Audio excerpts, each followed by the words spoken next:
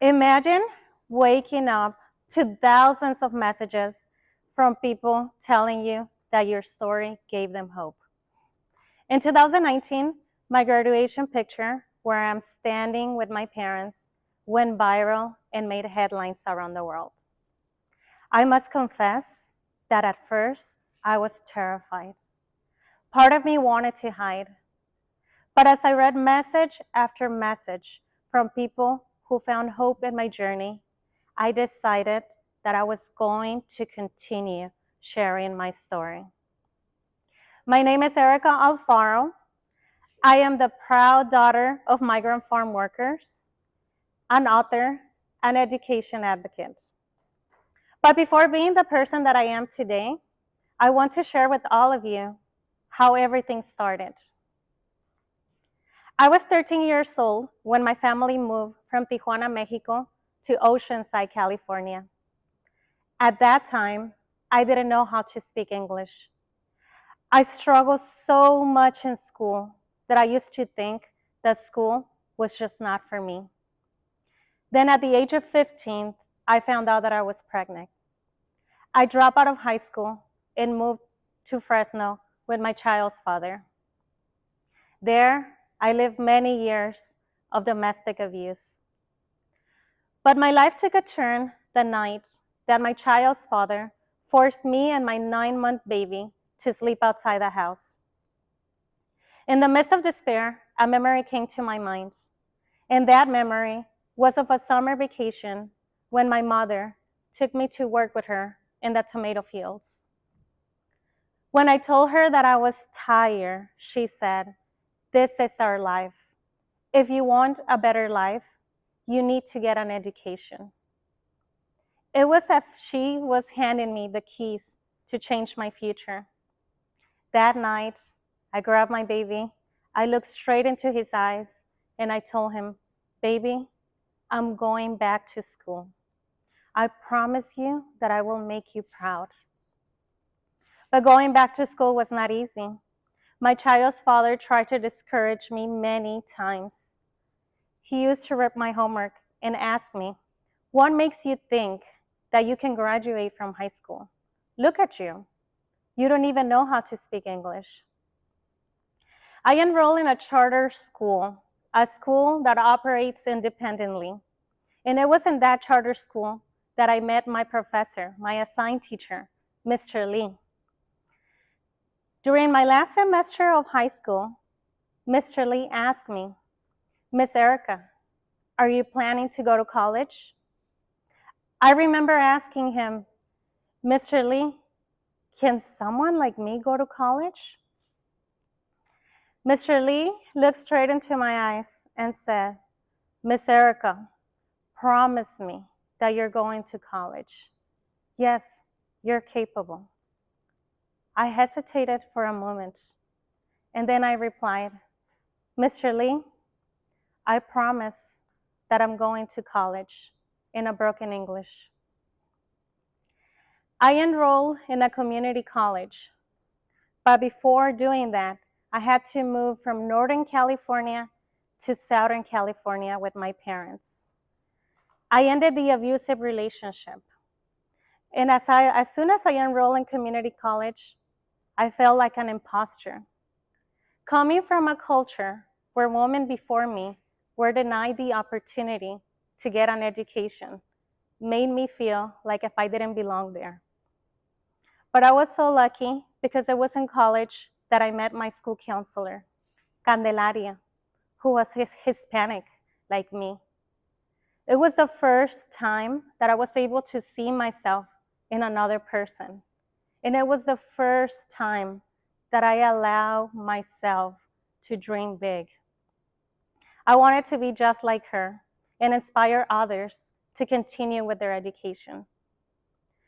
Graduating from community college was one of the happiest days of my life.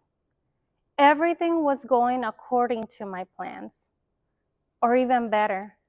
That same year, I was admitted at Cal State San Marcos. And as I was thinking that everything was perfect, and as I have planned it, it's when sometimes life has a way to showing you that things are not as you have planned them. My son was 5 years old, but his speech level was of a 2-year-old. He couldn't run. Everything changed so quickly. All I remember is, your son has cerebral palsy. Cerebral palsy is a neurological condition that affects speech and mobility. As a mother, all I wanted to know was why.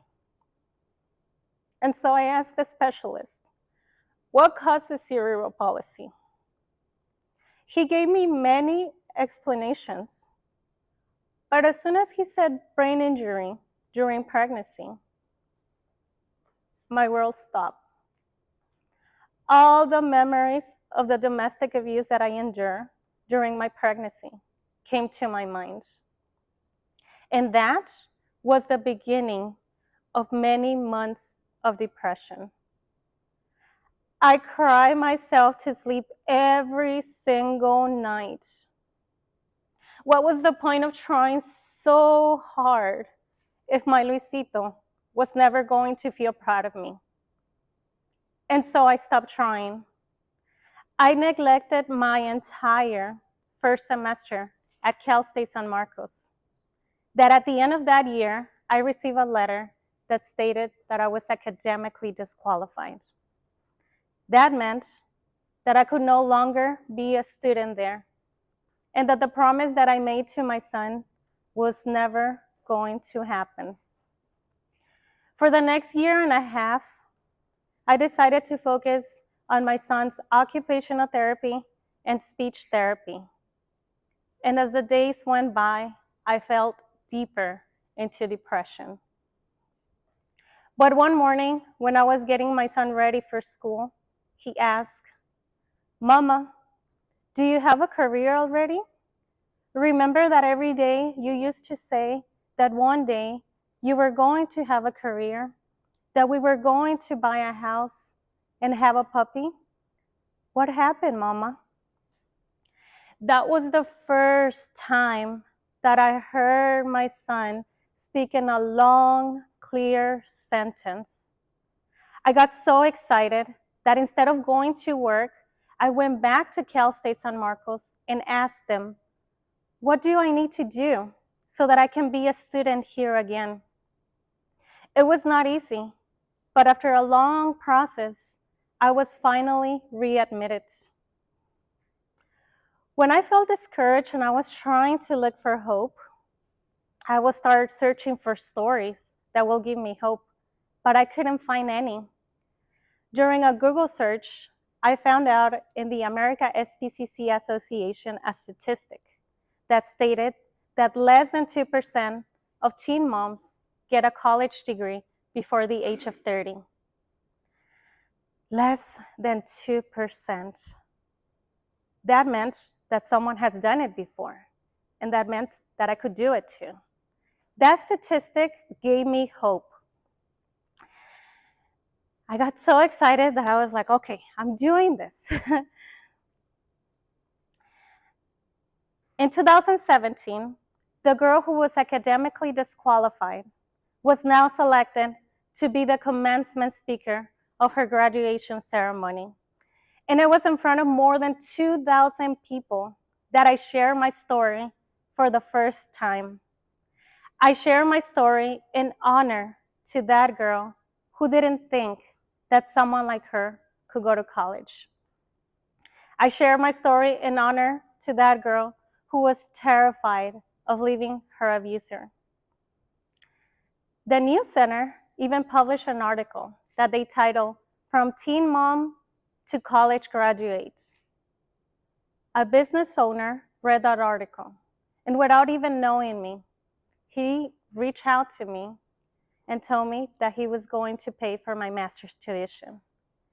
And he did. And that is how I was able to enroll at San Diego State University. 2 years later, a week before my graduation ceremony, I wanted to surprise my mother. I walked into her room with my cap and gown, and I told her, "Mamita, Lo logramos. Mommy, we did it. We will be getting a master's degree. My mother, who is a strong woman that I never saw crying when I was a child, broke down crying and started saying, Mija, all those hours working in the fields, all those sacrifices were worth it. I can't believe that you will be getting a master's degree. I hugged my mother, and that is the moment that I decided that I wanted to do something special for my parents, that I wanted to take my graduation picture in one of the fields where they work long hours to give us an education. Those pictures went viral and made headlines around the world.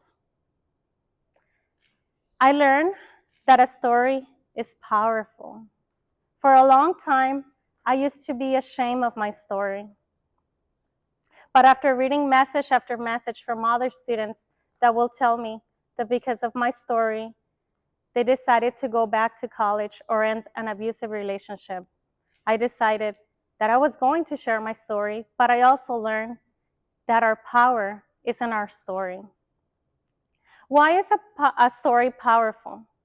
A story is powerful because it has the ability to shape perspectives, to influence ideas.